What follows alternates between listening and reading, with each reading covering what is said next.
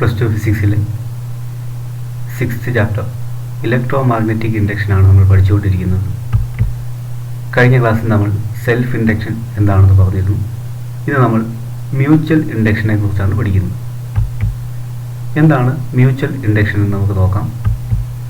The production of an EMF in one circuit by a change in the current in the neighboring circuit is called mutual induction. Self ഇൻഡക്ഷനെ നമ്മൾ പറഞ്ഞു, ഒരു കോയിലിൽ magnetic ഫ്ലക്സിന് change ഉണ്ടാകുമ്പോൾ ആ കോയിലിൽ ഒരു EMF പ്രൊഡ്യൂസ് ചെയ്യുന്നു. അതായിരുന്നു സെൽഫ് ഇൻഡക്ഷൻ എന്ന് പറയുന്നത്.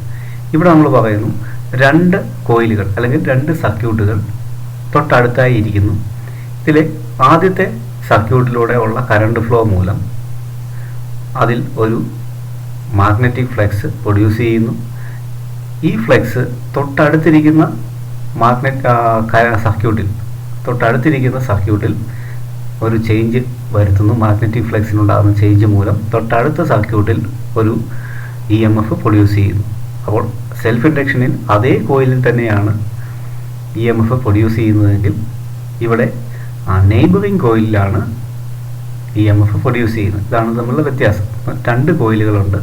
ഒരു കോയിലുണ്ടാകുന്ന മാഗ്നറ്റിക് ഫ്ലക്സിൻ്റെ ചേഞ്ച് മൂലം തൊട്ടടുത്തുള്ള കോയിലിൽ ഒരു EMF ഇൻഡ്യൂസ് ചെയ്യപ്പെടുന്നു. ഇതാണ് മ്യൂച്വൽ ഇൻഡക്ഷൻ എന്ന് അറിയപ്പെടുന്നത്. ഇനി എന്താണ് മ്യൂച്വൽ ഇൻഡക്ഷനെ കുറിച്ച് നമുക്ക് ഡീറ്റെയിൽ ആയിട്ട് പഠിക്കാം. ഇവിടെ നോക്കുക, രണ്ട് കോയിലുകൾ C1 C2.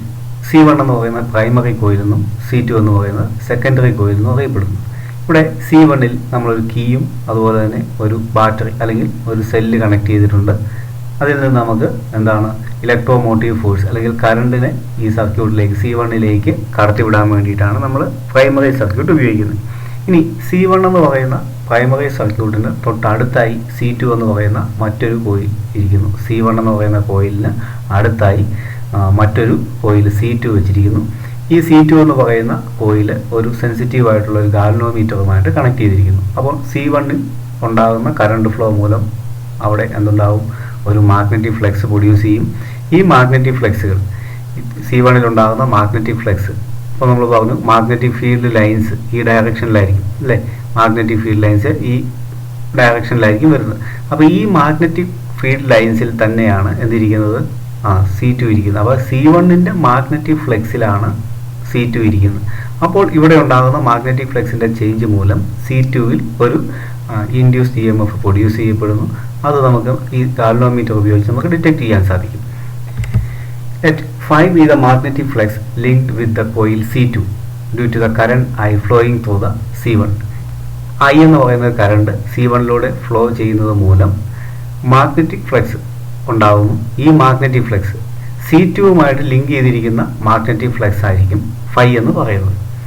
അങ്ങനെയെങ്കിൽ നമ്മൾ കഴിഞ്ഞ ക്ലാസ്സിൽ പഠിച്ചതാണ് magnetic flux is directly proportional to current. Current കൂടുന്നതിനനുസരിച്ച് മാഗ്നറ്റിക് ഫ്ലക്സ് ഇൻക്രീസ് ചെയ്യും നമ്മൾ പഠിച്ചു. കറണ്ട് കൂടുന്നതിനനുസരിച്ച് മാഗ്നറ്റിക് ഫ്ലക്സ് ഇൻക്രീസ് ചെയ്യും. അങ്ങനെയെങ്കിൽ നമുക്ക് ഈ പ്രൊപ്പോർഷണൽ സൈൻ മാറ്റാൻ വേണ്ടി ഒരു കോൺസ്റ്റന്റ് ഉപയോഗിക്കാം.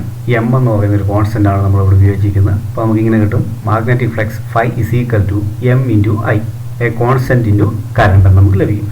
M is a constant called coefficient of mutual induction or mutual inductance of the two circuits. അപ്പം M എന്ന് പറയുന്ന ഒരു കോൺസ്റ്റന്റ് ആണ്. അത് കോഎഫിഷ്യന്റ് ഓഫ് മ്യൂച്വൽ ഇൻഡക്ഷൻ അല്ലെങ്കിൽ മ്യൂച്വൽ ഇൻഡക്റ്റൻസ് എന്നാണ് അറിയപ്പെടുന്നത്. അപ്പോൾ രണ്ട് സർക്യൂട്ടുകൾക്കും ഇടയിലുള്ള മ്യൂച്വൽ ഇൻഡക്റ്റൻസ് ആണ് M എന്ന് പറയുന്നത്. Let phi be the magnetic flux linked with the coil C2 due to a current I flowing through C1. C1ലുള്ള കറണ്ട് ഫ്ലോ മൂലം C2ൽ ലിങ്ക് ചെയ്യുന്ന മാഗ്നറ്റിക് ഫ്ലക്സ് ഫൈ ആണെങ്കിൽ നമ്മളിപ്പോൾ പറഞ്ഞ കാര്യങ്ങൾ തന്നെയാണ്. ഫൈ പ്രൊപ്പോർഷണൽ ടു I ആയിരിക്കും. ഇനി phi is equal to a constant M into I. If I is equal to 1 ampere, ഇനി സർക്യൂട്ടിലൂടെ ഫ്ലോ ചെയ്യുന്ന കറണ്ട് 1 ആംപിയർ ആണെങ്കിൽ, സർക്യൂട്ടിലൂടെ ഫ്ലോ ചെയ്യുന്ന കറണ്ട് 1 ആംപിയർ ആണെങ്കിൽ നമുക്കിങ്ങനെ കിട്ടും, phi is equal to M എന്ന് കിട്ടും, അല്ലെങ്കിൽ M is equal to phi എന്ന് നമുക്ക് കിട്ടും. സർക്യൂട്ടിലൂടെ ഫ്ലോ ചെയ്യുന്ന കറണ്ട് Iയുടെ വാല്യൂ 1 ആകുന്ന കേസിൽ നമുക്കിങ്ങനെ കിട്ടും, M is equal to phi എന്ന് കിട്ടും. അങ്ങനെയെങ്കിൽ നമുക്ക് മ്യൂച്വൽ ഇൻഡക്റ്റൻസിനെ ഇങ്ങനെ ഡിഫൈൻ ചെയ്യാം. Mutual inductance between two coils is the magnetic flux linked with one coil when unit current is passed through the neighboring coil. അപ്പോൾ ഒരു കോയിലിലൂടെ യൂണിറ്റ് കറണ്ട് അല്ലെങ്കിൽ 1 ampere current flow ചെയ്യുമ്പോൾ അവിടെ ഉണ്ടാകുന്ന മാഗ്നറ്റിക് ഫ്ലക്സ് തൊട്ടടുത്ത കോയിലിൽ ഉണ്ടാകുന്ന മാഗ്നറ്റിക് ഫ്ലക്സിൻ്റെ അതുമായിട്ട് ലിങ്ക് ചെയ്തിരിക്കുന്ന മാഗ്നറ്റിക് ഫ്ലക്സിൻ്റെ മാഗ്നറ്റിക് ഫ്ലക്സിനാണ് നമ്മൾ എന്ന് പറയുന്നത് മ്യൂച്വൽ ഇൻഡക്ഷൻ. ഒരു കോയിലിലൂടെ 1 ആംപിയർ കറണ്ട് കടന്നു പോകുമ്പോൾ തൊട്ടടുത്ത കോയിലിൽ ഉണ്ടാകുന്ന മാഗ്നറ്റിക് ഫ്ലക്സ് ആയിരിക്കും മ്യൂച്വൽ ഇൻഡക്റ്റൻസ് എന്ന് പറയുന്നത്. 1 ആംപിയർ കോയിൽ 1 ആംപിയർ കറണ്ട് ഒരു കോയിലിലൂടെ അല്ലെങ്കിൽ പ്രൈമറി കോയിലിലൂടെ കടന്നു പോകുമ്പോൾ സെക്കൻഡറി കോയിൽ എത്ര മാഗ്നറ്റിക് ഫ്ലക്സ് അതുമായിട്ട് ലിങ്ക് ചെയ്യുന്നുണ്ട്, ആ മാഗ്നറ്റിക് ഫ്ലക്സിൻ്റെ അളവായിരിക്കും മ്യൂച്വൽ ഇൻഡക്റ്റൻസ് എന്ന് പറയുന്നത്. ഇനി മ്യൂച്വൽ ഇൻഡക്റ്റൻസിൻ്റെ മറ്റൊരു ഡെഫിനിഷൻ നമുക്ക് നോക്കാം. We have phi is equal to mi. നമുക്കിപ്പോൾ കിട്ടി phi proportional to i ആണ്. പ്രൊപ്പോർഷണൽ സൈൻ മാറ്റാൻ നമ്മൾ m into i എന്ന് എഴുതി. phi is equal to mi.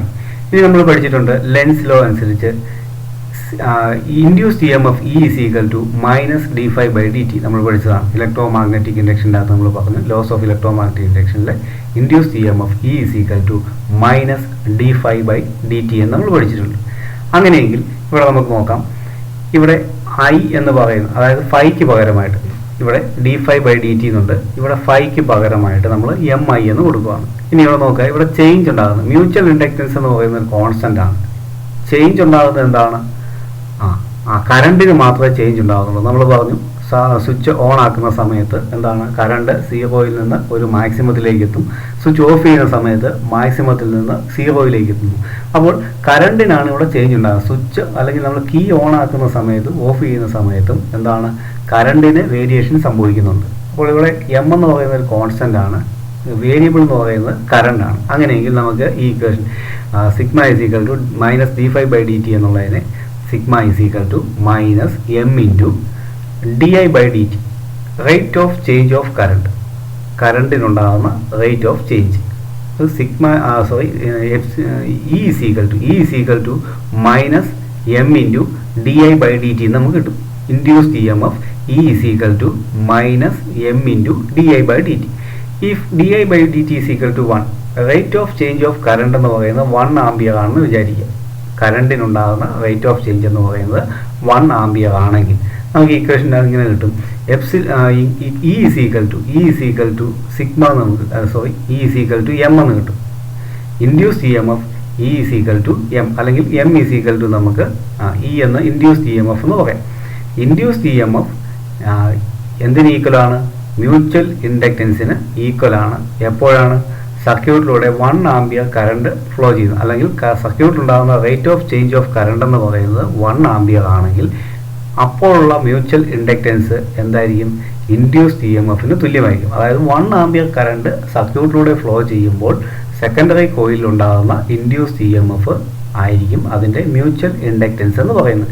നമുക്ക് ഇങ്ങനെ ഡിഫൈൻ ചെയ്യാം. Mutual inductance between 2 coils is numerically equal to, അതായത് ന്യൂമറിക്കലി അവിടെ ഒരു മൈനസ് സൈൻ വരുന്നുണ്ട്, പക്ഷെ നമ്മൾ ഇവിടെ ഇതിൻ്റെ വാല്യൂ മാത്രമേ കൺസിഡർ ചെയ്യുന്നുള്ളൂ, സൈൻ കൺസിഡർ ചെയ്യുന്നില്ല. അതുകൊണ്ടാണ് numerically equal to the induced EMF in one coil when the rate of change of current in the neighbouring coil is unity. തൊട്ടടുത്തുള്ള കോയിലിലൂടെ 1 ആംപിയർ കറണ്ട് റേറ്റ് അവിടെ ഉണ്ടാകുന്ന rate of change of current 1 ampere ആകുമ്പോൾ neighbouring കോയിലിൽ ഉണ്ടാകുന്ന induced EMF ആണ് അതിൻ്റെ mutual inductance എന്ന് പറയുന്നത്. Mutual inductance between 2 coils is numerically equal to the induced EMF in one coil when the rate of change of current in the neighbouring coil is unity.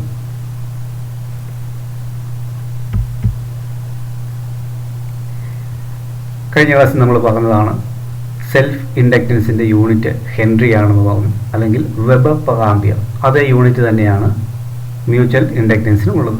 അപ്പം SI unit of mutual inductance is henry. അതിന് H എന്ന letter ഉപയോഗിച്ചാണ് represent ചെയ്യുന്നത്. Weber per ampere is also a unit of mutual inductance.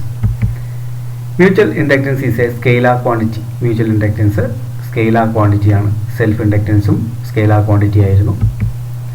Dimension formula same ആണ്. m L square t raised to minus 2 a raised to minus 2. Mutual inductance can be either positive or negative depending on the polarity of the voltage. വോൾട്ടേജിൻ്റെ polarity മാറുന്നതനുസരിച്ച് mutual inductance positive ആവാം, negative ആവാം.